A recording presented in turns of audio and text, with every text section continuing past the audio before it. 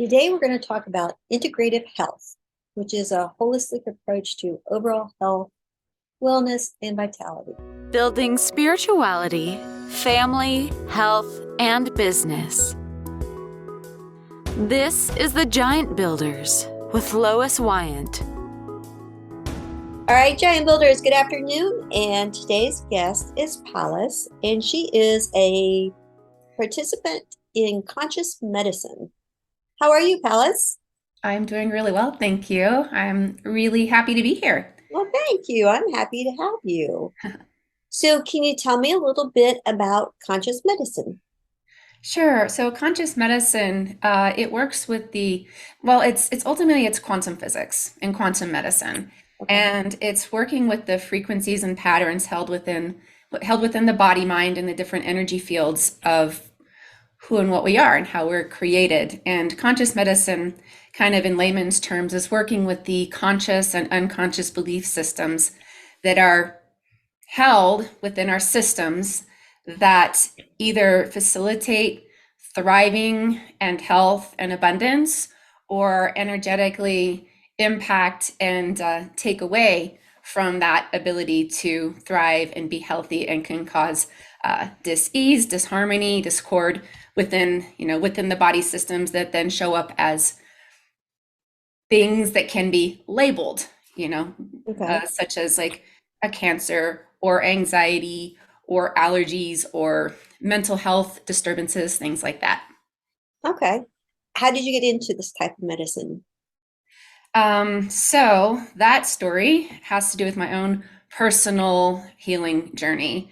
I definitely didn't start in this realm at all. I come from a very more traditional background. Historically, I was a technical recruiter for Microsoft and power grids, energy systems in the country. And gosh, so my son's 15. It's been about 15 and a half years ago that my health journey started. And I got really, really sick within an hour of my son being born, and it was never diagnosed. And it was something that just kind of felt like a mom fail right out of the gates, just hit the wall with panic and anxiety. Hormones broke. Absolutely, there was postpartum issues that were associated with that, but never diagnosed. That just increased. Those symptoms increased over the next couple years. My daughter was born 21 months later. When she was born, I lost my ability to sleep. It broke my endocrine system. And just the symptoms and mental health challenges just exacerbated. But I was moving through life, behaving as if nothing was wrong.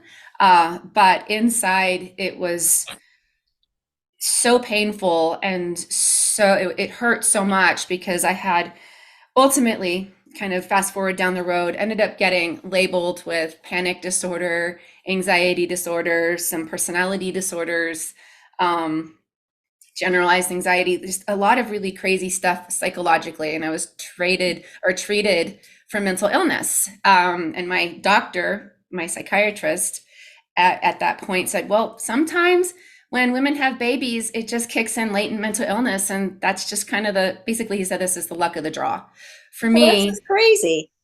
Right? Yeah. Exactly. And so I'm in the throes of all of this, and I've never been historically a person to take drugs and, look outside of myself in those ways to try to heal. But I was completely falling apart. And I was at this point in my life where I didn't even know if I could get out of bed to take care of my family. So I'm like, I don't agree with what you're telling me, is what I was thinking inside, because I was like, I went in to have my baby and I walked out nuts, really, for the most part. I lost my entire life. But now at this point, I just need something to intervene for me. I need intervention so that I can show up in my life.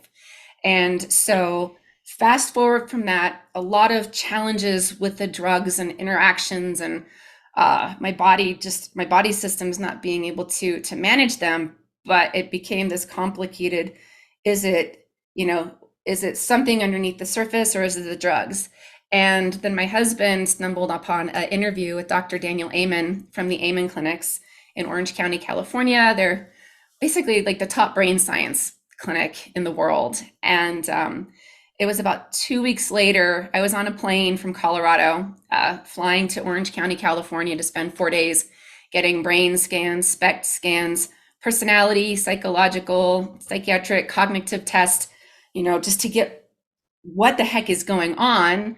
$15,000 worth of blood tests, which blood tests were the only thing that were covered by insurance because it's all, integrative and functional medicine. And it came back that I had Lyme disease.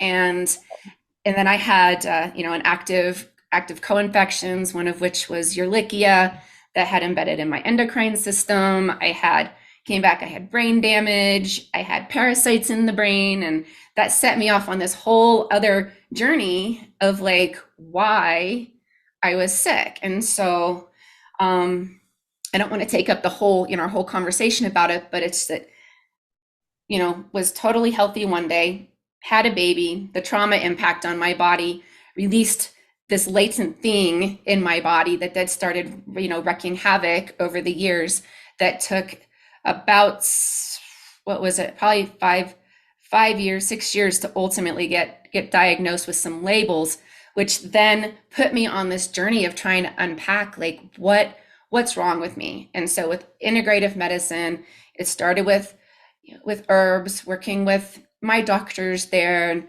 working with supplements and different drugs, which kind of helped, but never got me through all of it. Then I moved over into working with a naturopathic doctor in Boulder. From there, that then kind of branched out to craniosacral therapy, somatic therapy, working with nervous system work. From there, then that branched out to traditional Chinese medicine, but all frequency-based medicine. So we never had any needles. They used different machines and ways to measure biofields and certain resonances of things that were in my going on and disrupting me. And I was heavy with these guys for about 6 years. I can definitely say that they saved my life. And then from there, I got connected with a practitioner who does body talk, which is clinical energy medicine or conscious medicine as well. And that was my next really deep dive into bringing back balance into my body and unpacking these stress patterns, traumas, and whatnot that were ultimately making me really sick.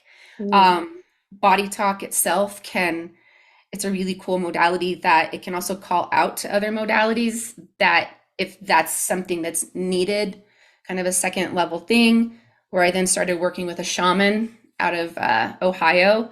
And that went down some really deep, crazy at that time to me, rabbit holes. And then coming out the other side of that, as I began healing, as I was regaining my mind, I said to the universe, to spirit, to God, whatever term, said, if I never make it through this, if I never get better, I'm asking to be able to have a reason that I've suffered so greatly, that I have been so sick, and I want to be able to pay it forward, even if I never get better. And I didn't really know what I was truly asking at the time. But then as I was coming out of this, I decided I wanted to investigate these modalities that were helping me. All these things were traditional medicine, and even integrative medicine couldn't touch it. And that began my exploration of these very deep alternative modalities. So I ended up studying and working with and mentoring with a whole variety of practitioners and going really, really deep in what is ultimately quantum physics, and different aspects of spiritual root causes of dis-ease and disharmony in the body, to where I am now, to as a whole healthy individual. I'm no longer sick. I'm not connected to those things of my past, the disease states and whatnot. It was well over a decade of working through this to unpack this Lyme disease, which was ultimately killing me. And so I'm here today with my personal experience and wisdom and studies to be able to pay it forward to others, to facilitate healing and balancing in both humans and animals. Oh my goodness, you've been through so much. It was a lot. It Yes. was a lot, yes. All right. So when I come to see you, it doesn't matter if I think or know or believe I have a disease. You're just working with the body as a whole function. That is Okay. correct. Okay. So what would a first meeting look like?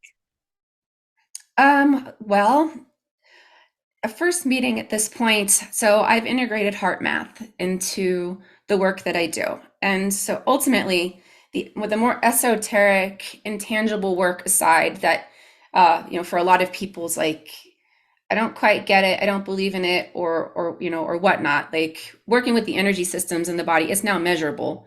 And there's machinery, there's the equipment, there's technology that can measure the biofields and the energy systems and process during the healing. But outside of that, I've been studying and certifying in heart math. And heart math is a heart brain connection, and there's a very specific frequency that the heart and the brain need to be in balance to create what's called coherence in the body. And when there's coherence in the body, it creates a homeostasis where then the body systems can then basically reboot.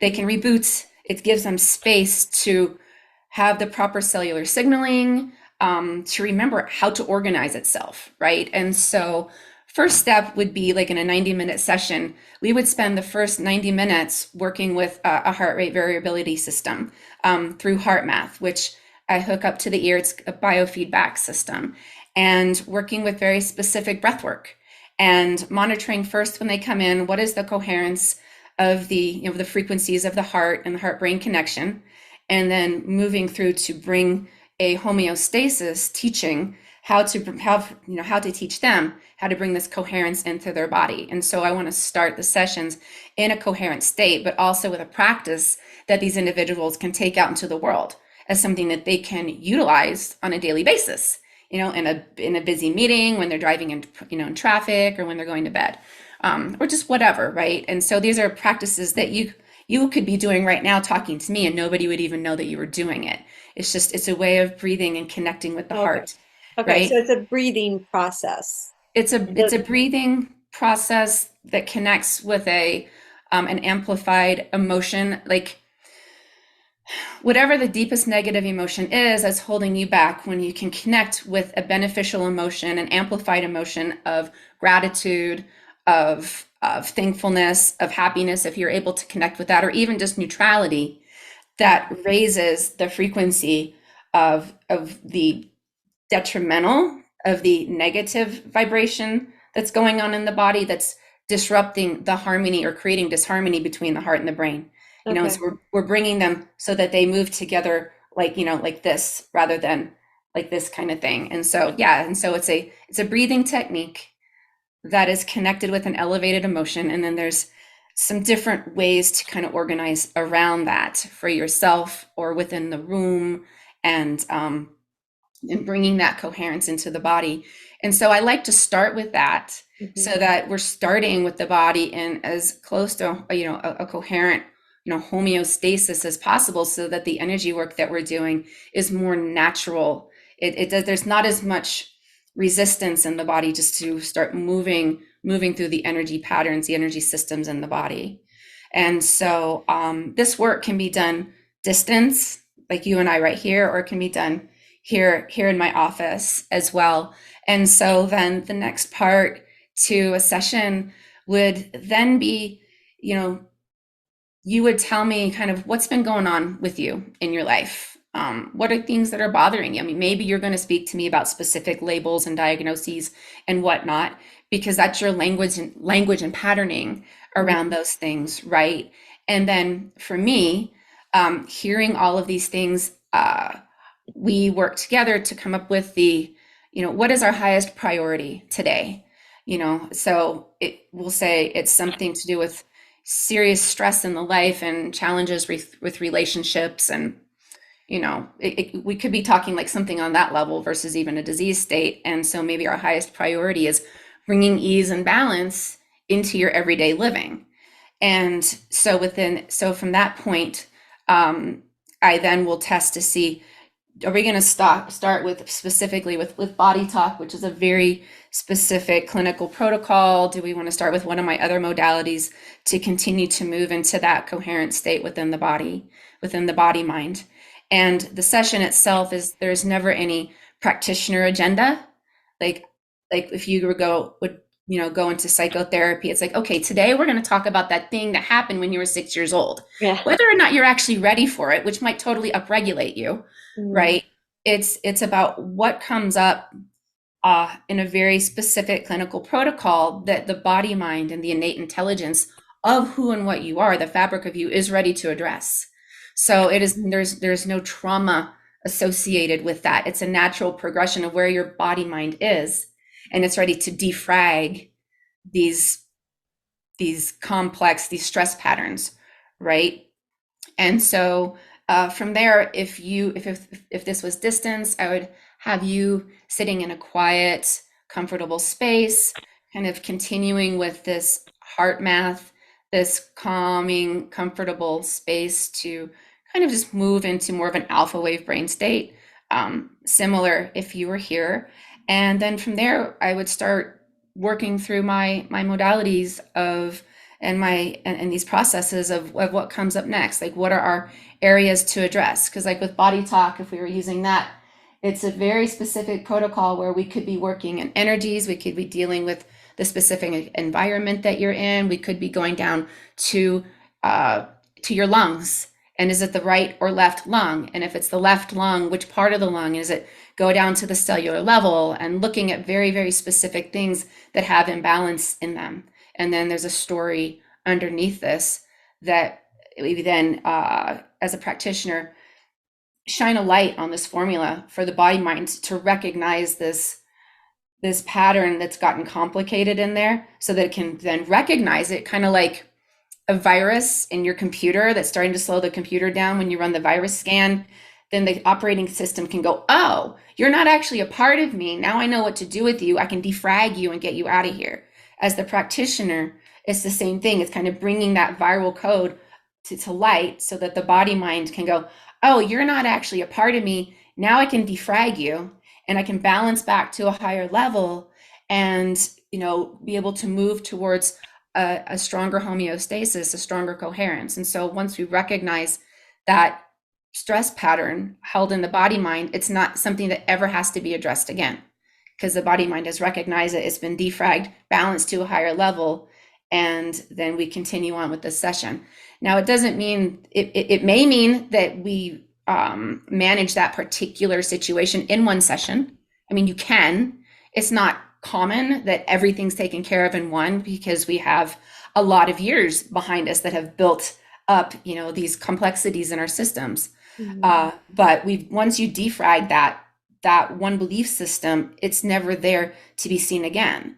Now, we might need to address the same topic, but with a slightly different perspective for a belief system that kind of runs parallel, but is slightly different, right? And so it's shedding the layers of the onion. And as we shed those layers of the onion, every time it's bringing the body into a higher and higher state of coherence and homeostasis with the ability to self-heal.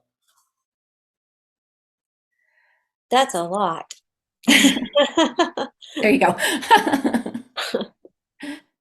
So in your information, you talked about matrix dynamics. Yes. Can you expand on that for me? Yeah. So matrix dynamics, this is a really interesting part, or extension of body talk, conscious medicine specifically. And this is where you can work with groups. You can, like, a matrix is you and your family, for example, right? It can be you and your dog, you and your cat, you and your partner, if you have children, you and your parents, cousins, whatnot. Any connection that you have with another living entity creates energetic bonds where you're influencing each other on some level, right? Okay. And so these energetic connections can either create, again, we're looking at coherence and homeostasis and balance, which then creates thriving and high levels of communication.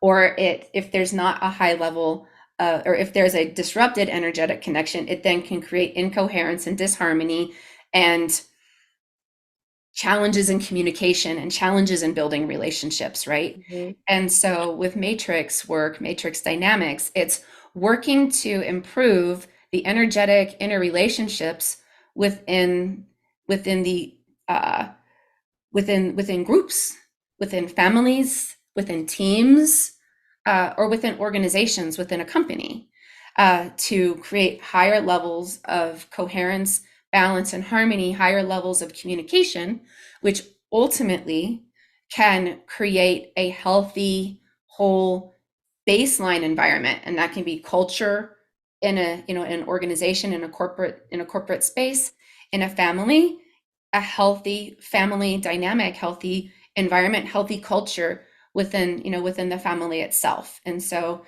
it's just working with these complex dynamics, from a different, just from an energetic perspective. So then is that everybody kind of like together, like doing like a breathing type exercise, or is this a conversation that I'm having with people?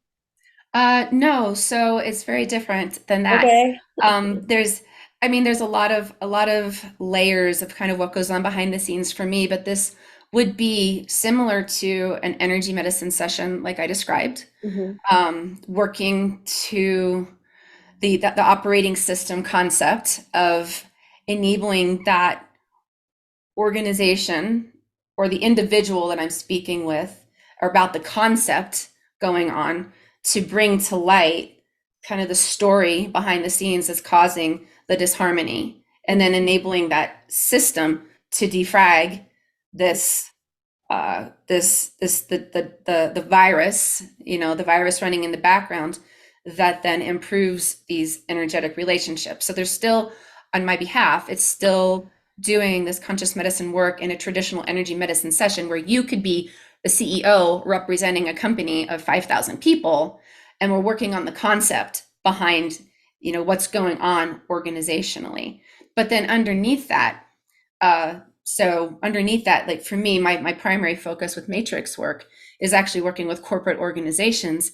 It's and bringing more harmony, within these organizations that would come to me that have dysfunction or challenges retaining people, organizational performance, things like that. It's ultimately how that works in an organization such as that, is that the CEO, you can think of the CEO as the mind for the entire organization.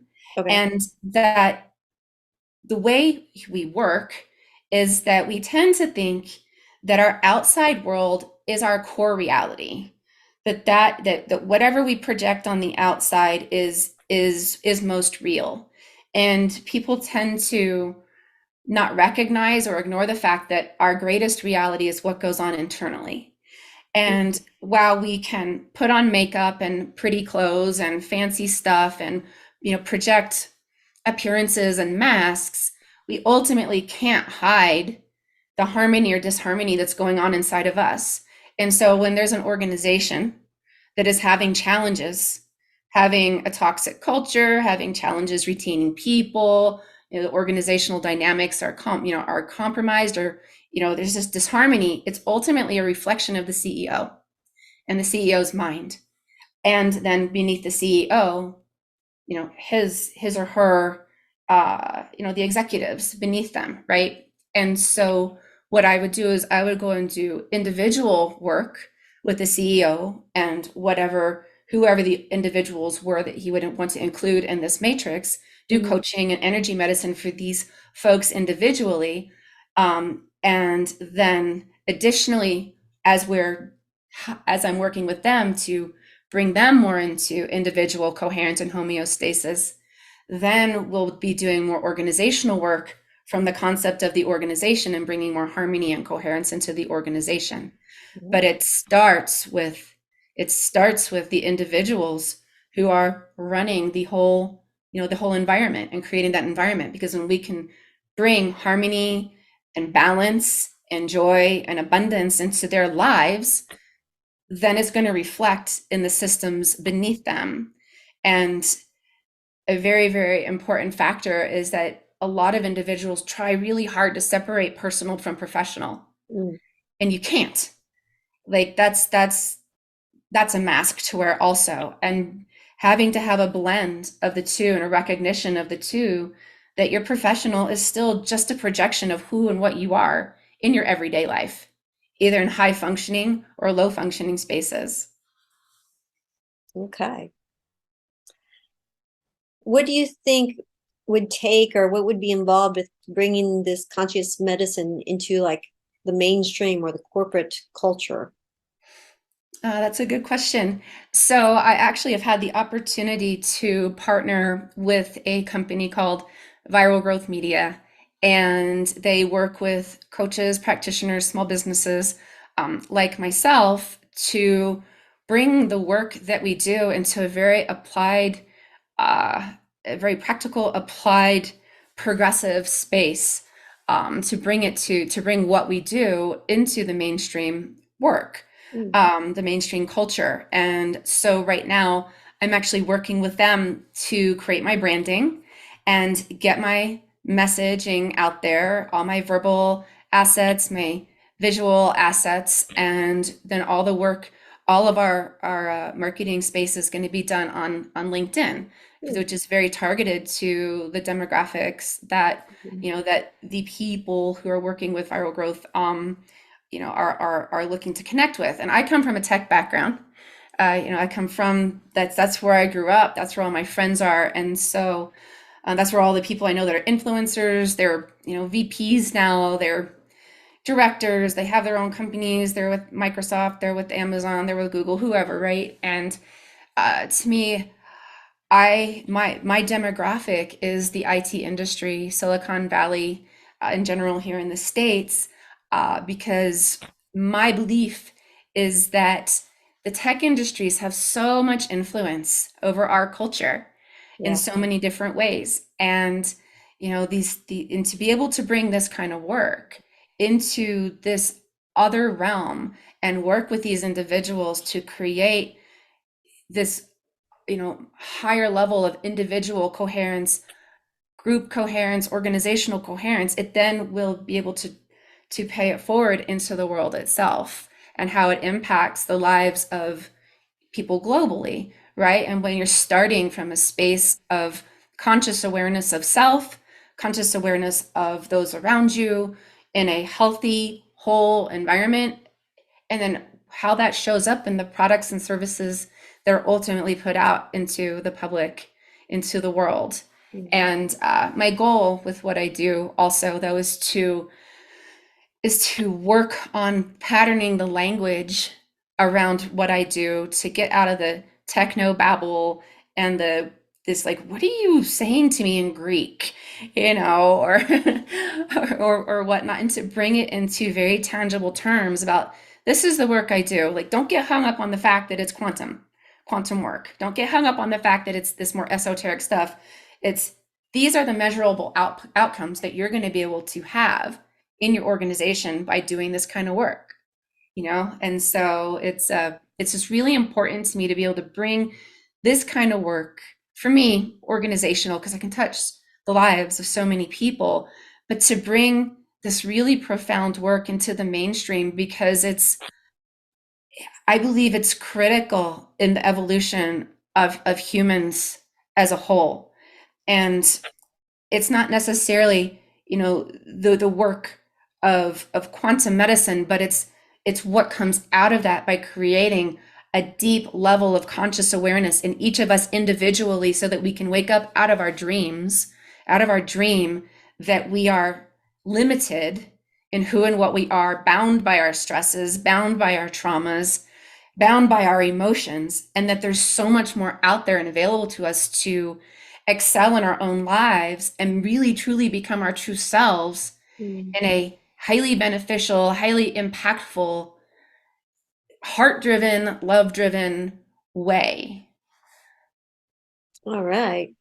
Well, any closing thoughts? Any closing thoughts? Oh gosh. I guess my closing thoughts are that these concepts that I'm talking about are very new and very intangible to the majority of people out there. And I would encourage, people who are listening, who are curious, who are like, that sounds kind of interesting. Not sure that I get it, not sure that I dig it, but to be curious and to have an open mind and to be open to exploring and seeing and trying new things. Because in our lives, when we are looking to change ourselves, when we're looking to transform in our lives, within our families, within our companies, within our traumas, within our marriages, our partnerships, whatever, and we keep running into walls and we're just not able to break through those walls. The reason that we can't do it is because we keep looking in the same place that we've always looked for the answers. And when we always look in the same place that we look for the answers, we're never going to find the answers. And the answers are someplace that we've never looked before. Mm-hmm. And to be open and to be open to the possibility and potential of something else that can be profoundly impactful in a surprising way that they never expected it to show up in their lives. Great. All right. Giant Builders, be curious. Check her out. Well, thank you very much. I really appreciate the information, and we'll definitely have all your links below so that people can reach you. Okay. All right. Sounds Thanks, great. Giant Builders. See you next time. Thank you for listening. This has been The Giant Builders with Lois Wyant.